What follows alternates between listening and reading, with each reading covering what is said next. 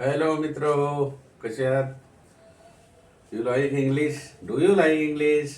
Yes. Can you speak in English? Yes, we can English. English, very ever English. Yeah, you talk Indian English, so not yes as well. Okay. Yeah, if you are knowing so many words, different kinds of words, so you will speaking fast English rather than more fast English. Okay, with your parents and with your friends. Okay, as like as. So English is a very easier than all other languages. Mind you tell that the word should necessary. You have written many words in your notebooks, Mitra, my dear friends. Yes or I don't know. I haven't seen your notebooks. Okay, whatever it may be, I don't know. But rather than it is difficult to write many unknown words in your notebooks, it is impossible to speak in English. Okay, and now today we are. This is question paper solution, मित्र.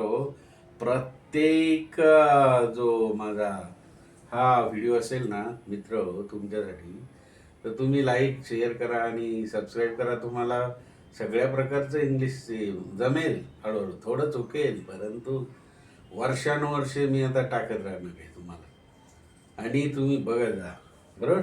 You must see. हे बघा, पहिलाच प्रश्न आहे. He made his debut. Made आलाय, मेकचा past tense made आहे मित्र. आणि मग त्याचा सिंपल फ्युचर करायचा आहे, साधा भविष्यकाळ. साधा भविष्यकाळ करायचा आहे त्याचा. हीचा होईल ही, परंतु मेड भविष्यकाळात होईल येणार. फ्युचर टेन्स मध्ये विल येणार की नाही. मग ही विल आणि मेडचा काय होईल मित्र. वर्ब काय होईल, मेक होईल ना. मग काय होईल, ही विल मेक काय, हीज डेब्यूट. झालं ना वाक्य. He will make his debut. झालं. 2 मार्कासाठी मित्र. पुढे he service the, no not service, sorry, he received the अर्जुनाज अवॉर्ड. अवॉर्ड म्हणजे बस पारितोषिक नाही का.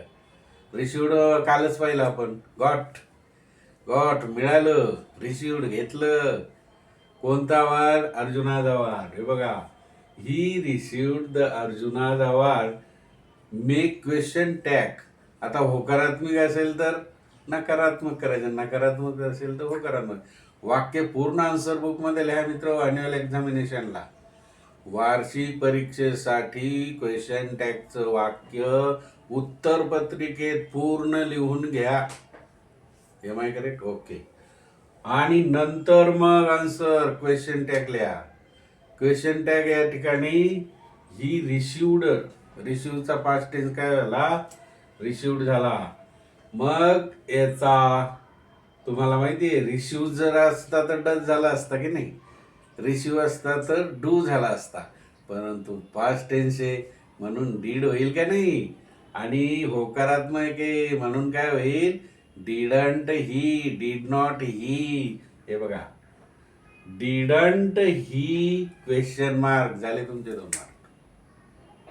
बरेचसे क्वेश्चन टॅग आपण क्वेश्चन टॅग घेतलेले, तर आता तुमचे चूक नाही होणार. नंतर future tense, present tense and past tense, past perfect tense, future perfect continuous tense, past perfect continuous tense. He had been going to school. He has been going to school. He has been present perfect continuous. Future, he will have been going to school. Future perfect continuous. म्हणजे अशा प्रकारे कोणताही tense तुमचा चुकणार नाही मित्र हो. Okay. Do you like to play games. तुम्हाला गेम खेळणं आवडते मित्र हो. Do you like.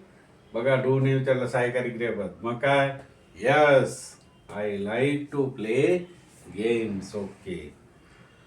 आता बघा, Reena is a very beautiful girl. Make it exclamatory. उद्गार वाचक वाक्य तयार करा मित्र हो. बघा, Reena is a very beautiful girl. मग उद्गारवाचक कसं होईल? Exclamatory. What a beautiful girl. पहिलाच प्रश्न येईल, व्हॉट अ ब्युटिफुल गर्ल, आणि उद्गारवाचक चिन्ह येईल. What a beautiful girl Reena is. इजच विचारलं तर वाज असतं तर वा झालं असतं, हे असतं तर हे झालं असतं. What a beautiful girl Reena is, आणि उद्गारवाचक एक्सक्लेमेटरी साईन. ओके. खूप प्रॅक्टिस करण्यासारखे अननोन तुम्ही लिहा, शेअर करा, लाईक करा आणि सबस्क्राईब करा मित्र. ओके, धन्यवाद. Thankful to you.